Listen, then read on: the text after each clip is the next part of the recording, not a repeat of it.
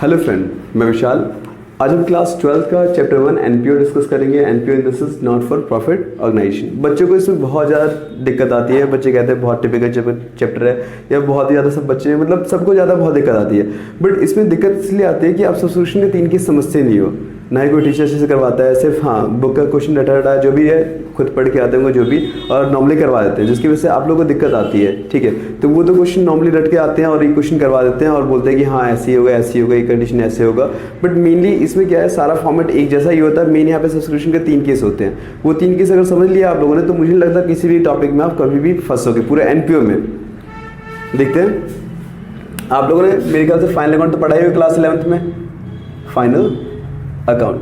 तो इसमें 3 टॉपिक पढ़े थे आप लोगों ने, ट्रेडिंग अकाउंट, दूसरा पढ़ा था आपने profit and loss account, profit and loss account, इन दोनों के एक साथ बनाते थे। और तीसरा पढ़ा था हमने यहाँ पे बैलेंस शीट। क्या पढ़ा था हमने यहाँ पे? Balance sheet, balance sheet. अब देखिए एनपीओ में क्या है, एनपीओ इसको एनटीओ ही बोलते हैं, नॉट फॉर ट्रेडिंग ऑर्गेनाइजेशन, दोनों सेम होते हैं। ठीक है, तो एनपीओ में क्या है आपका, एनपीओ में ऐसा जैसे आप ट्रेडिंग की जैसा कुछ ऐसा नहीं है यहाँ पे आपका। ठीक है, आगे हमारे पास प्रॉफिट एंड लॉस के जैसा आपका इनकम एक्सपेंडिचर है, इनकम एंड एक्सपेंडिचर अकाउंट है। और यहाँ बैलेंस शीट के जैसे सेम यहाँ पे भी बैलेंस शीट है, यहाँ पे भी आपका बैलेंस शीट है। बट यहाँ पे 2 टाइप की बैलेंस शीट बनती है। अब देखिए जैसे यहाँ पे किसी पर्टिकुलर पर्सन की सोल प्रोप्राइटर की किसी कैपिटल होती थी तो नॉर्मली से बैलेंस शीट में नॉर्मली एक ही बनती थी। और यहाँ पे जैसे मान लो मैंने बोल दिया कि ये संस्था गरीब बच्चों के लिए नॉर्मली मैंने एक स्कूल खोला है, तो ये तो मेरा स्कूल गरीब बच्चों का हो गया, फ्री ऑफ कॉस्ट वाला। ठीक है, तो वो एक संस्था बन गई। तो वहाँ पे अगर मैं बोलूँगा मेरा स्कूल है तो ऐसा नहीं है वो गरीब बच्चों का स्कूल है। अगर हमने कोई भी चैरिटी में दान कर देते तो उसमें हमारा हक कुछ होता नहीं है। तो वहाँ पे एक्चुअल में कैपिटल किसी पर्टिकुलर पर्सन का कैपिटल कुछ नहीं होता, तो उसको निकाला जाता है। एक और यहाँ वर्किंग नोट में एक और बैलेंस शीट बनती है जिसे हम ओपनिंग बैलेंस शीट बोलते हैं। इसे हम क्या फाइंड करने के लिए बनाते हैं, कैपिटल फाइंड करने के लिए। क्या फाइंड करने के लिए? कैपिटल। और जनरली नॉर्मल कैपिटल किसी इंडिविजुअल पार्टनर से कोई कैपिटल या कोई पार्टनर से कैपिटल तो उसे हम कैपिटल डिनोट करते हैं। अगर किसी संस्था की कैपिटल है उसे कैपिटल फंड के नाम से शो करते हैं। किस नाम से शो करते हैं? कैपिटल फंड के नाम से।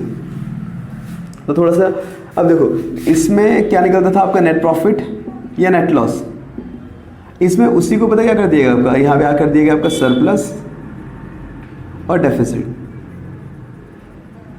ये बस अंतर है थोड़ा सा यहाँ पे आप लोग को। अब देखो यहाँ कौन से एक्सपेंस आते थे आपके, डायरेक्ट एक्सपेंस आते थे और यहाँ इनडायरेक्ट एक्सपेंस आते थे।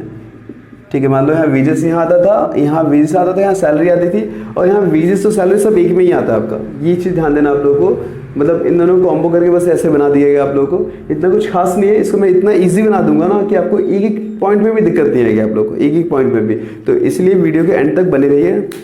चलते हैं, कंटिन्यू करते हैं। चलिए इसका फॉर्मेट एक बार समझते हैं कि कौन सा कहाँ जाता है।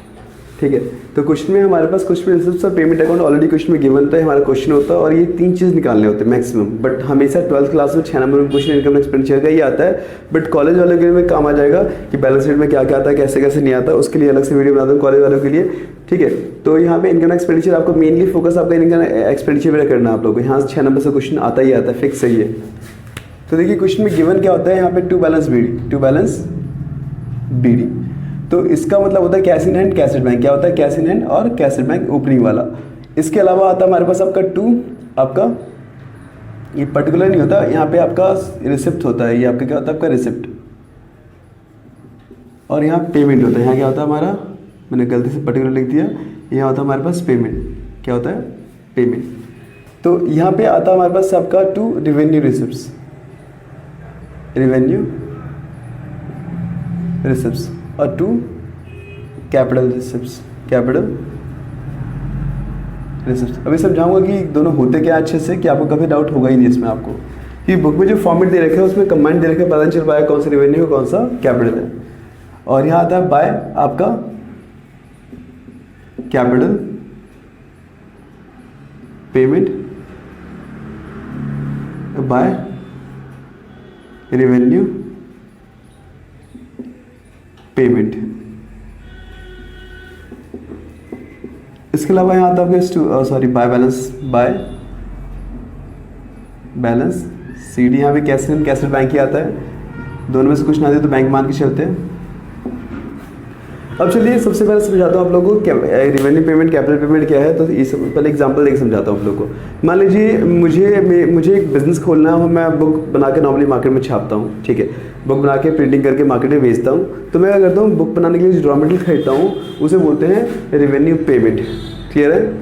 और जो एम्प्लॉय का रेंट देता हूँ, मकान का रेंट देता हूँ, एम्प्लॉय को जो सैलरी देता हूँ, तो ये सब क्या हमारे रिवेन्यू नेचर के होते हैं, जो रेकरिंग नेचर, जो बार बार देने वाले होते हैं, उसे क्या बोलते हैं रिवेन्यू आपका पेमेंट। क्या मैं प्रोडक्शन नहीं करूँगा तो क्या कॉस्ट आएगी? सब बिल्कुल नहीं आएगी, ठीक है। तो ये प्रोडक्शन में डिपेंड करता है, जितना आप प्रोडक्शन करेंगे, जितनी क्वांटिटी प्रोड्यूस करोगे तो उसके अकॉर्डिंग खर्चे बैठते हैं आपका, इसे बोलते हैं रिवेन्यू पेमेंट। फिर इसमें example purchase raw material, paid salary, पे वेजेस, एडवर्टाइजमेंट, ऑडिट फी वगैरह वगैरह सब किस में आते हैं? रिवेन्यू नेचर में।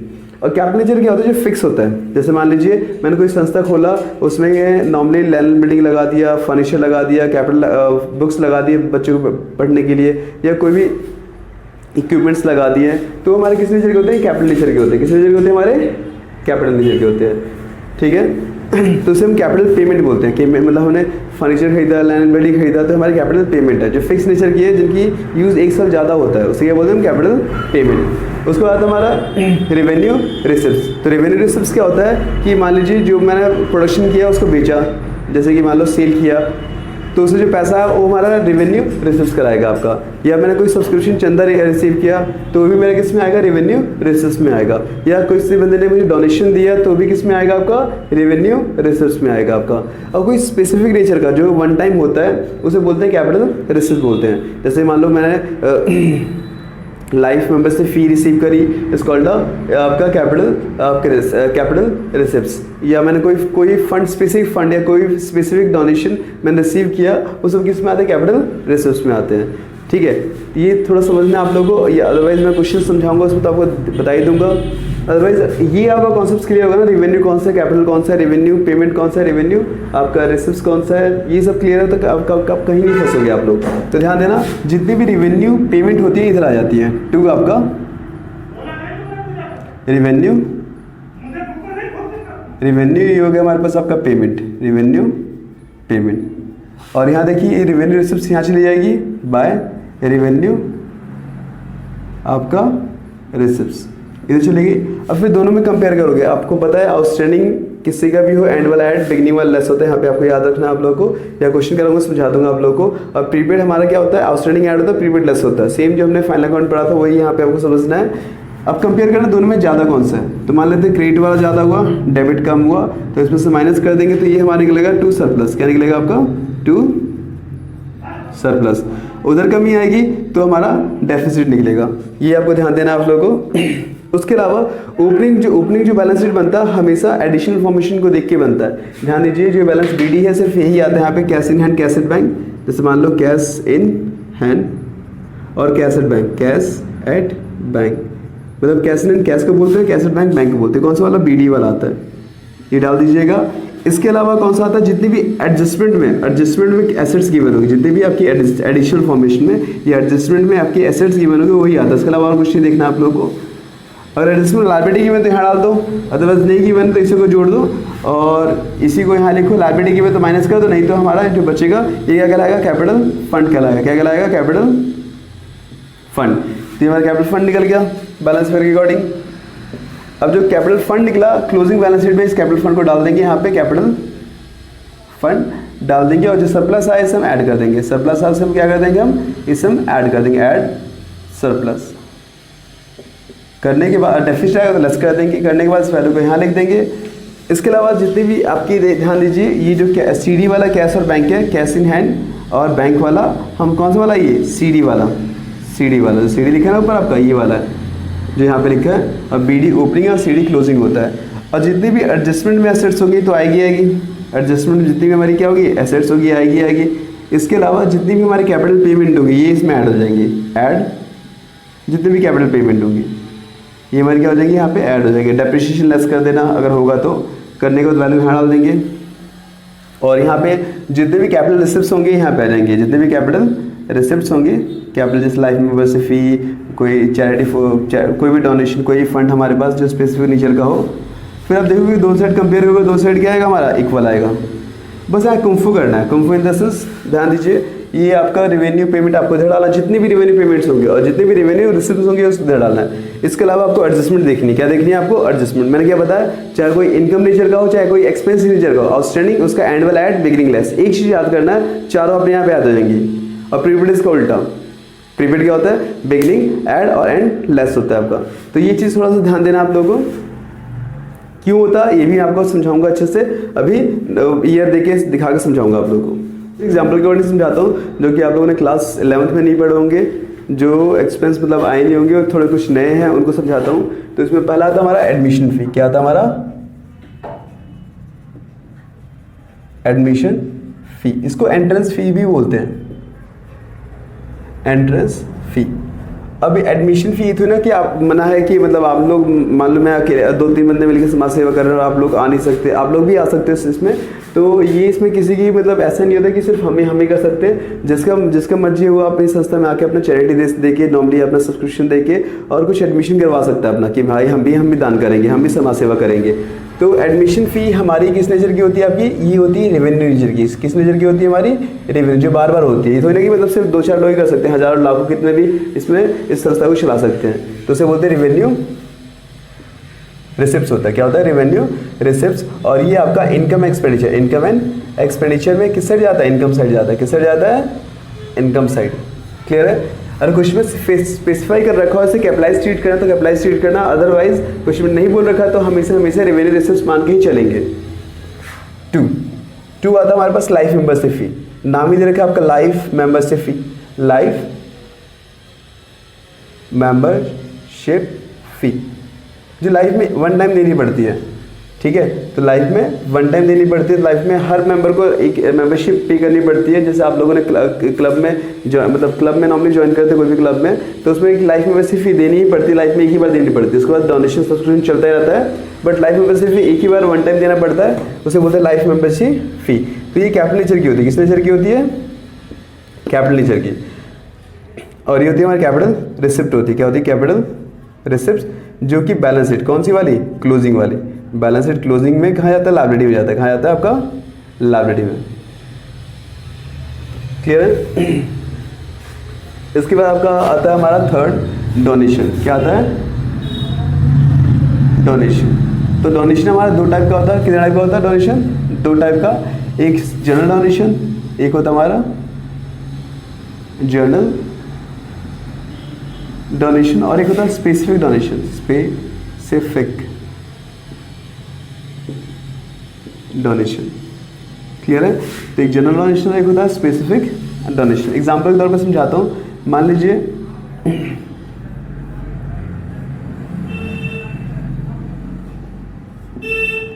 ऐसे कुछ मंदिर में लिखा रहता है दान पात्र, है ना? मंदिर में ऐसे कुछ लिखा होता है दान पात्र। और दूसरा कुछ ऐसे समझाता हूँ आपको।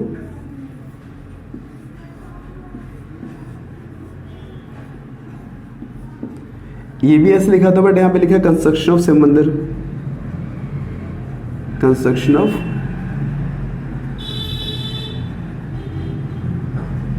शिव मंदिर।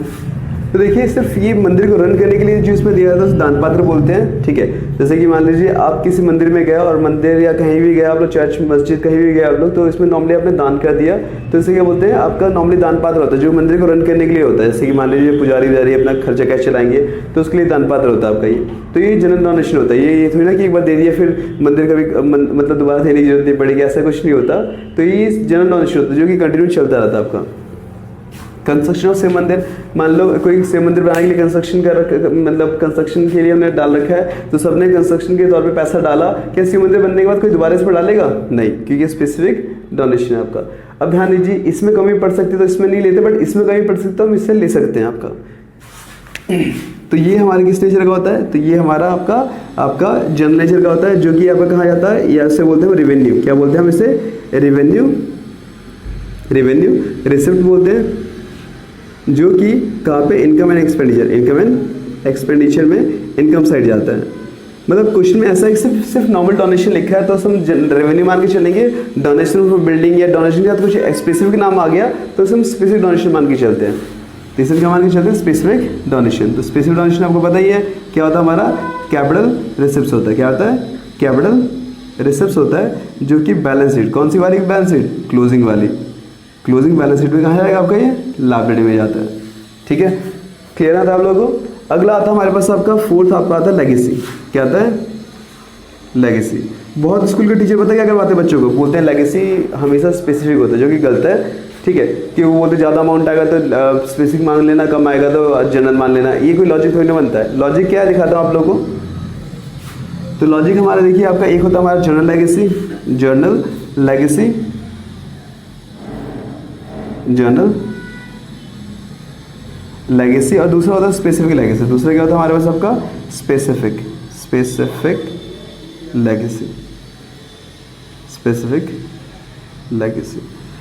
जनरल लेगेसी सेम, ये भी हमारा क्या होता है, रेवेन्यू, रेवेन्यू रिसिप्ट होता है, जो कि आपका कहाँ जाता है, आपका इनकम एक्सपेंडिचर, कहाँ जाता है आपका ये इनकम एंड एक्सपेंडिचर में, इनकम साइड जाता है, कहाँ जाता है आपका इनकम एक्सपेंडिचर में, इनकम साइड जाता है। ठीक है, और स्पेसिफिक आपको पता ही है कहाँ जाएगा आपका, कैपिटल रिसिप्ट्स होता है, कैपिटल रिसिप्ट्स होता है जो कि बैलेंस शीट, कहाँ पे, बैलेंस शीट कौन सी वाली, क्लोजिंग में लायबिलिटी साइड जाता है।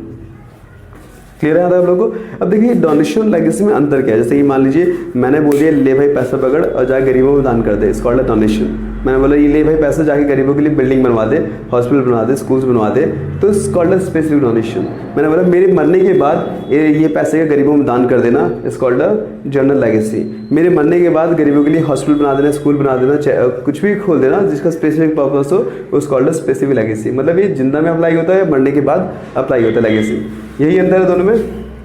ये लास्ट टॉप मतलब इसमें देखते हैं आपका आखिरी वाला सब्सक्रिप्शन। क्या होता है हमारा सब्सक्रिप्शन, सब्सक्रिप्शन।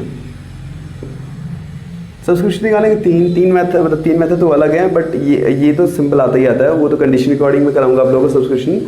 ठीक है, तो बेसिकली सब्सक्रिप्शन निकालते कैसे हैं देखते हैं हम यहाँ पे। तो सब्सक्रिप्शन कैसे निकालते हैं, तो पहला कंडीशन है हमारे पास आपका subscription during the year, subscription, subscription during the year, during the year.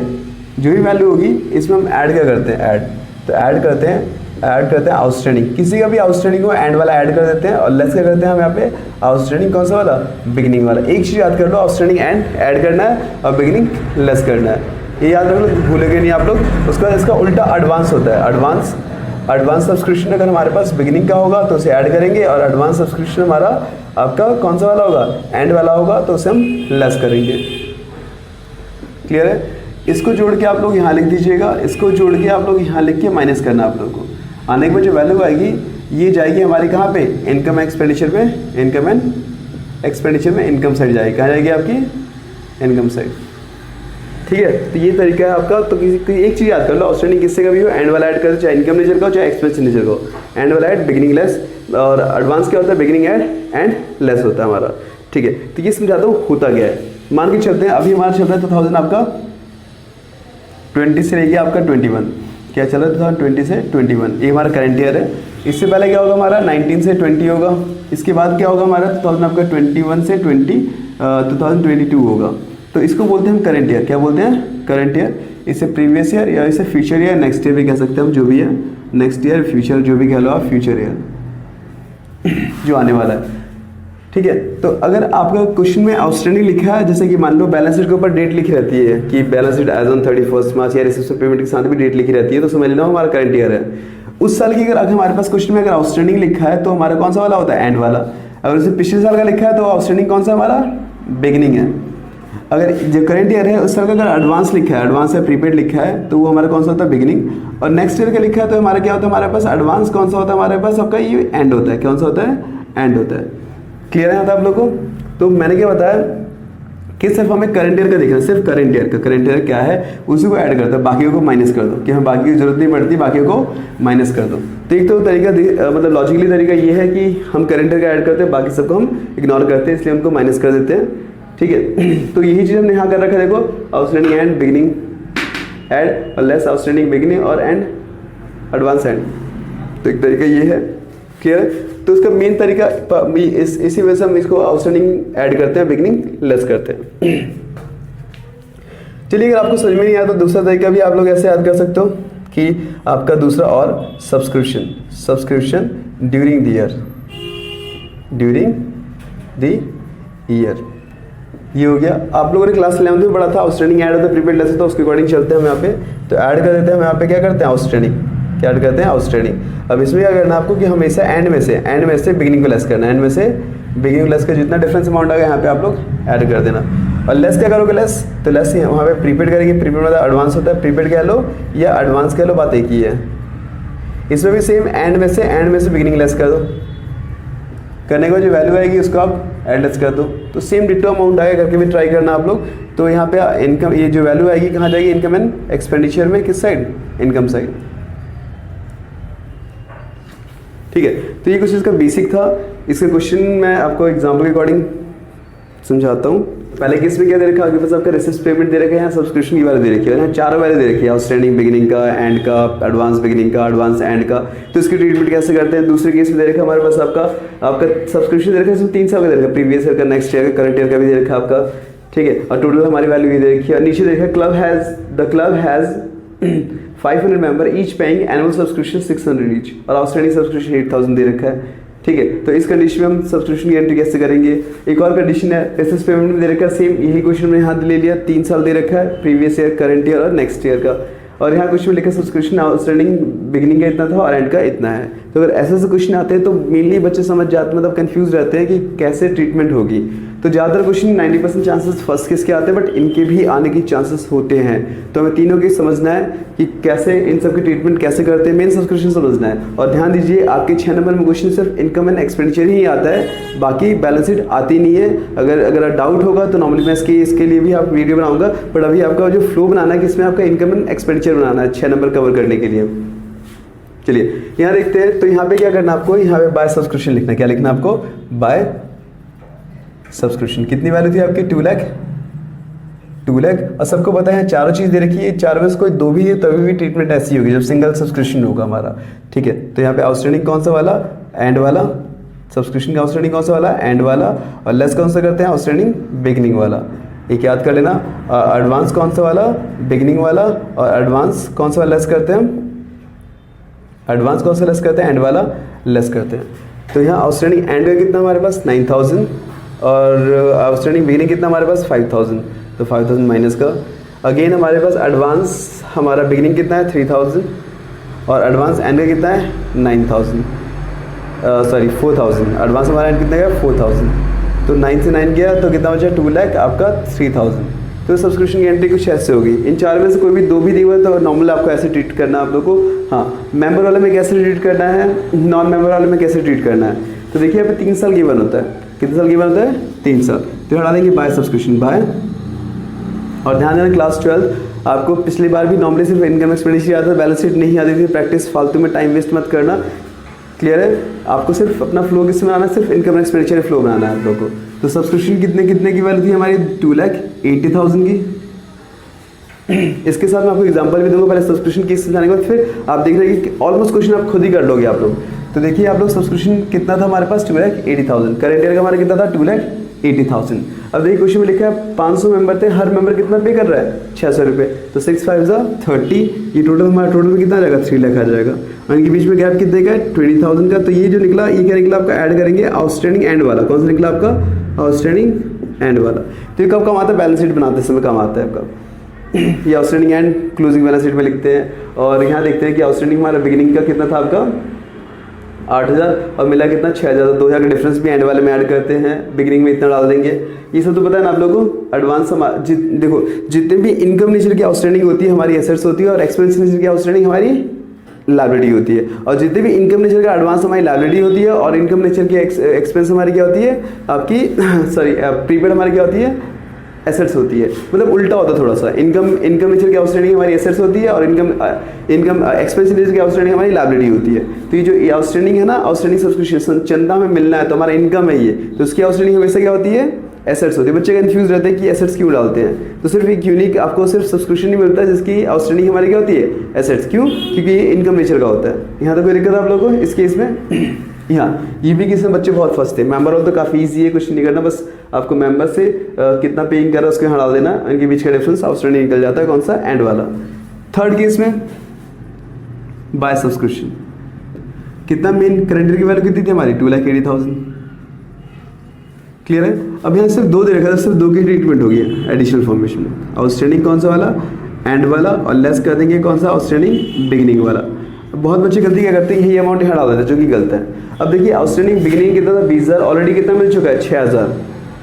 20,000 था, 6,000 ऑलरेडी मिल चुका है, तो आउटस्टैंडिंग एंड में अब सिर्फ आपका 14,000 आएगा। क्यों, क्योंकि 20 में से ऑलरेडी हमारा 6,000 मिल चुका है। 6,000 ये आउटस्टैंडिंग ही होता है, ऑलरेडी मिल चुका है।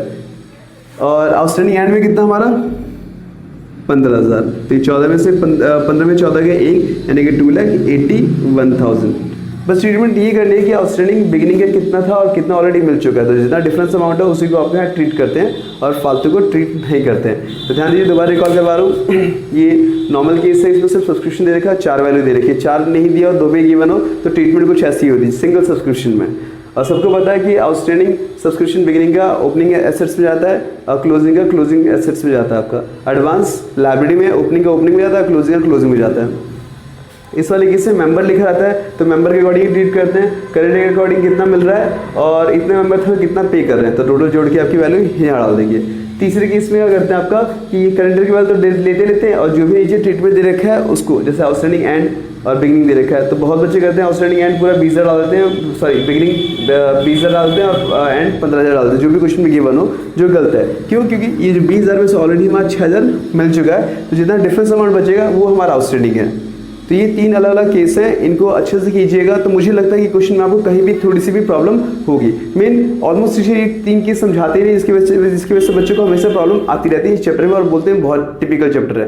अदरवाइज टिपिकल थोड़ा सा भी नहीं है, अगर आप लोग ये केस समझ लिया अच्छे से तो। Said you could do anything, kid, you could go far. You could be the president, fireman, race cars. The sky's the limit, kid, so shoot for the stars. So I strum that guitar.